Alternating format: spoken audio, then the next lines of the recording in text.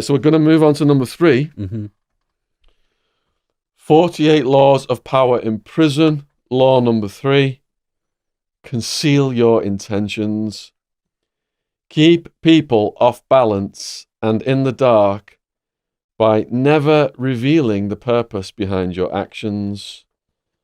If they have no clue what you are up to, they cannot prepare a defense. Guide them far enough down the wrong path, envelop them in enough smoke, and by the time they realize your intentions, it will be too late.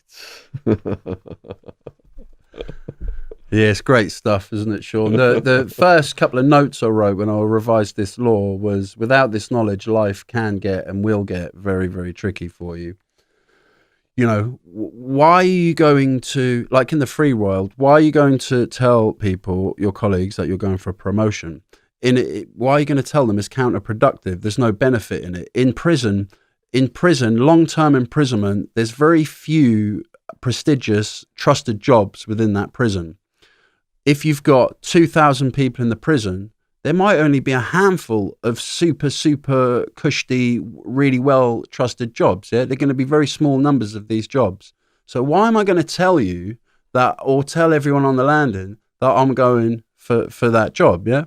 And again, you know, like I said earlier, I learned the hard way with a lot of these laws. And what this law made me remember was a story when I was on the enhanced unit in HMP Winchester. Now, HMP Winchester is a Victorian prison in Winchester in England, and it is a cesspit of humanity. And when I was there, I saw multiple suicides. I saw 18-year-olds killing themselves. I saw a self-harm epidemic and a mental health epidemic of proportions that I've never ever seen before. It was like something out of Zombie Nation. There's a spice epidemic and a drug epidemic of proportions, again, never ever seen before. And everyone was skinny, grey, gaunt. People were suffering catastrophic delirium in their mental functioning as they went crazy and lost their minds with the long bang up, dog food. And, you know, it's every time these kind of establishments get condemned as cesspits of humanity by monitoring boards and the Chief Inspector of Prisons, Peter Clark, then the narrative from any kind of media or the narrative from the local community is, so what, prison's not supposed to be easy. So what, it's full of rapists and paedophiles anyway. And one of my missions, Shaun, with my activism is to teach and educate society, specifically young society, up and coming aspiring grassroots politicians who might only be in school at the moment, the wide range of very young next generation academics that I've got in my network now as a result of the first podcast, prison officers that I talk to, new prison officers that I talk to, police officers that I talk to, mental health practitioners that I talk to, social workers. My mission, one of them, is to teach and educate these very good people that when the state harms prisoners and children in custody, then the state harms society. And when the state harms those said people, proportionate justice for victims is not delivered. So this story, when I was in Winchester, I was there 2 years on recall with the IPP, and I managed to progress onto the enhanced unit, which wasn't a cesspit of humanity. It was a very small unit. It used to be for female prisoners, mother and baby unit, and they'd kept it open.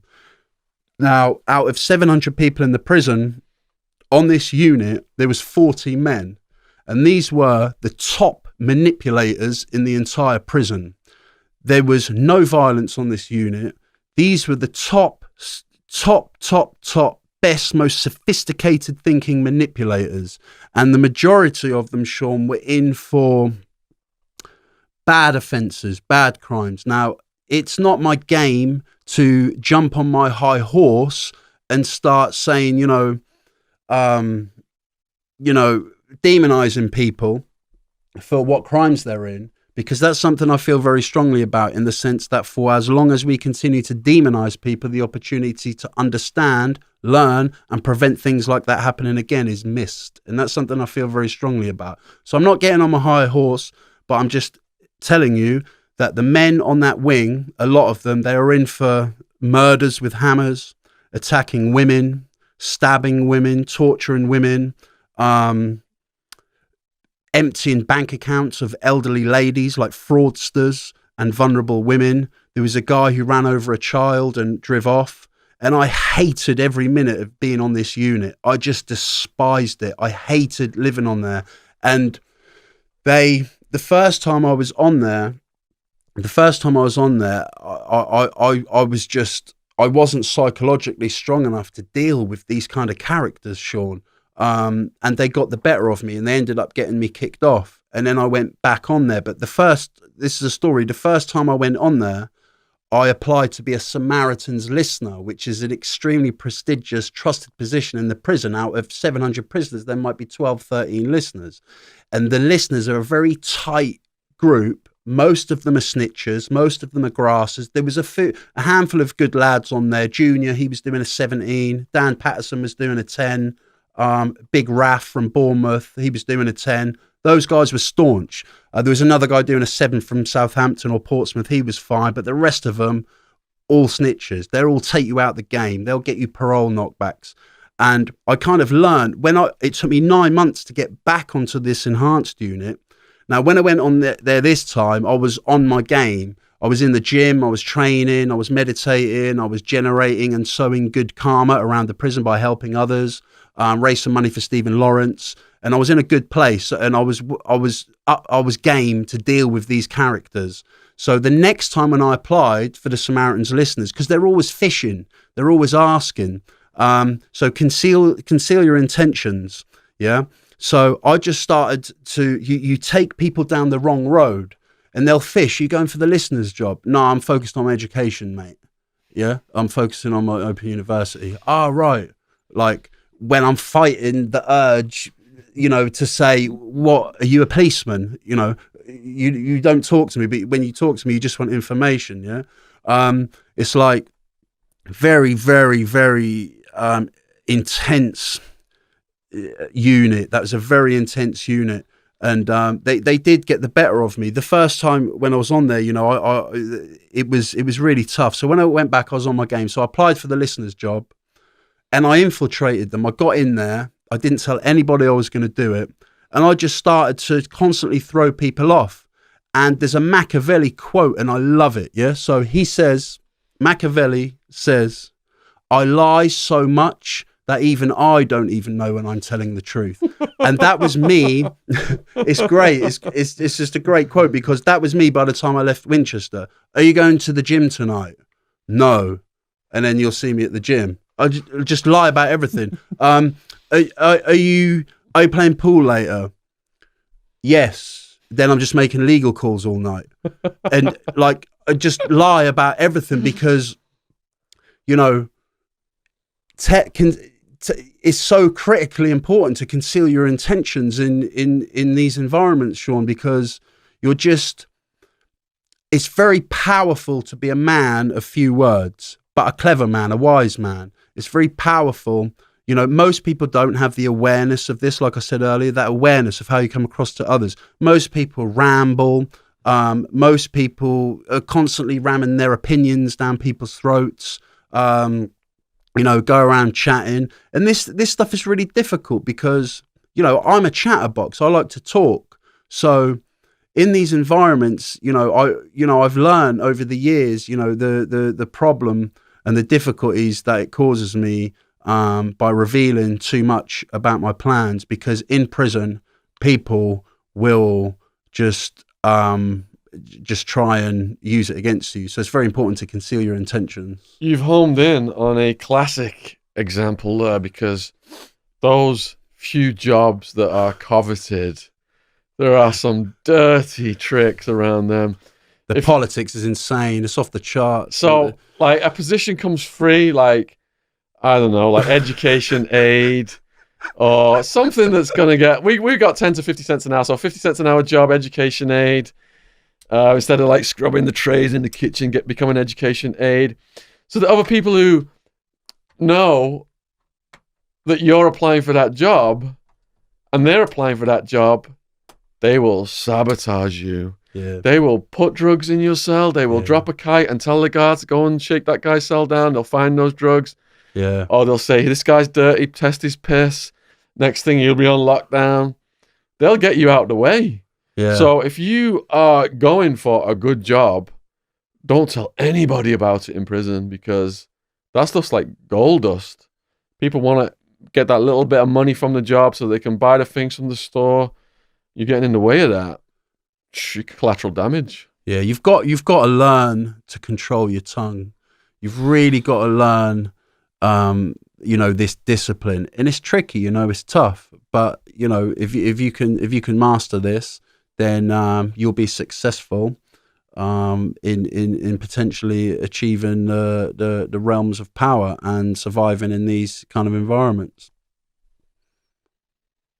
Yeah. So, do you have a contradiction to that one then? To be honest, I'm not too hot on the contradictions, Shaun. It's never, they never, whilst the couple of times that I've read the book, I've never really got into the contradictions. There was never a time you made your intentions clear and it worked out for you in prison. I mean, like I said earlier, there's always the exception to the rule. And we spoke about, or you spoke about the story of that, of a great example of kind of the natural evolution of the unit, the yard. People come, people go. So there's always going to be an exception. I can't really think off the top of my head, but everyone knows I'm going for parole, so that my intentions are clear there. But even with that, Shaun, they're going to trip you up. Even with that, you get the date. You're just buzzing. It's as an indeterminate sentence prisoner. That date, and it's not even a release date, but that's the only time you ever get a date. Yeah. So you might have waited 20 years for that date, 15 years, 10 years, 5 years for that date. And if you don't get that parole, it's 2 years until you get another date. And you're always waiting for that date. You get that date. And I remember getting it and just keeping it to myself. I kept it to myself for about 5 or 6 days. And then I told my friend Sammy Snake Eyes, shout out to Sammy Snake Eyes down in Basingstoke. Yeah, I told my friend, he was happy for me. He was like, yeah, nice one. And then, but yeah, even with parole, right to the last minute, people will sabotage you the day before you get out. People, like the law in this country, as a life sentence prisoner or an IPP or an indeterminate sentence prisoner, old 2-strike lifer, automatic life sentence, whatever it is, after you have the parole hearing, the Ministry of Justice have to tell you the answer within 14 days, yeah? So that 14 days will come and go, and the officers don't tell you anything, and you've heard nothing from the parole board. And even 30-year prison officer veterans have told me when I was in that situation, like, this is like torture, it's really cruel, like they should at least tell you. And, right to the last minute, you're just being tested by the prison, other prisoners. But my point is, in that situation, you're in a lot of pain. You're in a lot of pain, fear, anxiety, uncertainty, helplessness, hopelessness. It's a wide range of intense emotion, Shaun. But people on the unit are like enjoying it. They enjoy it. Like they buzz off it, feed off it, And when you get the answer, you're being released on Monday, the other 39 people on the unit aren't all coming up to you going, oh, well done, congratulations. But if you got the 2-year knockback, everybody, they're all gossiping. Oh, did you hear about all looking in your cell when they go for dinner? And that's prison. If you, break the law and commit crimes and go to prison, this is what you're going into. You're going into a negative, extremely negative environment where every day people are trying to pull you towards negativity and pull you down. And this, Shaun, is why rehabilitation in England and Wales is virtually non-existent. Because anytime you try and display and show change, the tide of negativity towards you is so intense. It makes it virtually impossible. Because you're considered lame then if you're doing something positive. Yeah. So I've got a few little stories on intentions then. So in terms of release, I was about to get released. I'm in minimum security, got the most privileges, and thinking it's going to be an easy ride now to the gate. I get assigned to the kitchen, clipper room, scrubbing the trays, blah, blah, blah. Take a break, sit on a crate. And a guy who's murdered 2 people in prison says, that's my seat. Get off it. So if I get off it and I'm a punk, everyone's going to punk me out. I'm going to have a problem with everyone. If I stay on it, I'm going to have a problem with just one person. Yeah. He's killed 2 people in prison, but I'd rather have a problem with just one person. So he's running his mouth because I stayed on the seat saying he's going to come to my cell and shank me. I've got a workout partner, this guy called Iron Man, and he's telling me, he's like teaching me martial arts in this little rec room. He's like, yeah, when he comes into your cell, just do a snap kick. He's got an iron rod in his leg where he's been shot by the guards and all this stuff, and then go for his eyeballs when he leans forward. Well, I'm not a fighter, so I'm thinking, oh, what am I getting into here? Nightmare. Yeah, so absolute nightmare. So he's running his mouth night after night. I'm thinking he's going to come in. He eventually does come in, but he had completely concealed his intentions. I didn't know that he was about to get released as well. So he comes in, I jump up, assume the position, ready to fight. And then he's got this look on his face. And I'm thinking, maybe he's pretending like he's not going to fight me just to get me closer, sucker punch me. Yeah, you never know. So I'm keeping him at a distance. But then he says, look, I'm about to get released. I've done like 30 years. When I killed those guys, it was when I first came in, it was either me or them. If I kill you, I'm getting released. I'll never get out or I'll get the death penalty. And then he said, all I know is heroin. Every day of my life, all I've done is heroin in here. How am I going to survive when I get out? And he got a really sad look on his face. Yeah. And I ended up giving him a hug. Like 10 minutes ago, I thought we were going to duke it out. Yeah. I was going to come in with a knife. And now here I am giving him a hug. Because he concealed his intentions until the very last minute. Yeah. He actually wanted me to help him. And I did have arranged for a female outside of prison to help him, but he never followed through. And I'm not sure what's happened to him. Now, another situation where intentions weren't concealed, but this is a violation of the law again now, because they knew they could get away with it. So my parents fly 5,000 miles to Arizona. I've got a clemency hearing. Wow. I've only got a couple of years left to serve. If I get my clemency, I could get out. Wow, yeah. So they come and visit me in the prison in Tucson, and the next day, and after the visit, they're traveling down to Phoenix, Arizona to go to the clemency hearing and plead for me to be released. So the day of the visit, the day before the clemency hearing, I leave the visit, and my counselor he's walking across the yard, and he goes, Attwood, I've got something for you here. I'm like, what? It's your clemency result.